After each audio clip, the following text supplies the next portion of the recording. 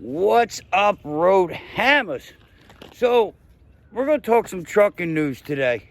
And I just read this on CDL Life, and I'm amazed at the amount of corporate greed and how FMCSA is involved. Now, if FMCSA approved this without somebody's pockets being lined, then they have a bigger issue. Something else needs to be done. And whoever advocated or pushed for this has bigger problems. So, as a truck driver, I can tell when a student is learning to drive. And there's nothing wrong with that. But we have ways of learning to drive to make sure you do it correctly. So, you get your CDL permit and you test. And then you get your license. Well, when you have your permit, you have to have a driver in the passenger seat. Well, Wilson Logistics has asked for an amendment from the FMCSA for that driver that has the CDL to not be in the passenger seat. Wait, excuse me? And their reasoning for this is so the driver can be more independently learning. They're not supposed to be independent. They're supposed to have somebody holding their hand. They're supposed to be chaperoned. But yet, we're going to let their driver go to sleep. He's going to go to sleep, or he's going to go in the bunk and not pay attention to what this CDL driver's doing. My opinion is it's nonsense. It negates the safety aspect of anything. Like, if FMCSA doesn't see a problem with that, then they have an issue. And what I see behind it for Wilson is they're getting more profit now. Because now they're able to use that truck to keep running. You know, that truck doesn't have to stop all the time now. So what Wilson Logistics is trying to do, what they're going to do is that driver trainer can go off duty, sleeper berth, and his 10 hours starts.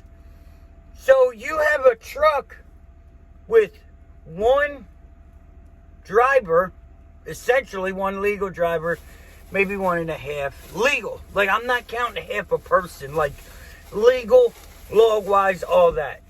One driver, maybe one and a half, now they can run as teams. That is not good for a new driver. Because now what? Now you're going to push them? Like, now you're going to have that driver running 10 on, or 14 on, 10 off, 10 off, 10 off. That's not good for a driver. That's not good for a person. Like, sometimes you need more than your 10 off. Like, when your body's done, you're done. Well, Wilson will not allow. Well, I'm not saying they're not going to allow. I shouldn't say that. Wilson is taking that possibility and putting pressure on it. If you have a dispatcher, if you're new to a job and you have a dispatcher and your trainer saying you can drive, they're going to drive. Because they don't want to lose their job. Because this guy is in charge of their career. Like, he says, oh, nope, he's a horrible driver. He don't do what he's told. Nope, they get rid of him. Everybody's going to say, oh, well, he should be better to make that decision. What would you do? What would you do? And you want to act Billy Bob bad? You've done it. I've done it. You do what you're told to get what you need to get. That's the position they're putting the drivers in. And they're putting it in there all in the name of corporate greed. If that's not putting money, corporate greed, like everything possible above public safety, I don't know what is. Like, you're giving guys out of services for having a Class A CDL with a no semi-truck restriction. They're getting put out of service for driving a pickup truck with a fifth wheel. And if you think I'm wrong, check it out. They do give them out of services. And it's ridiculous, right?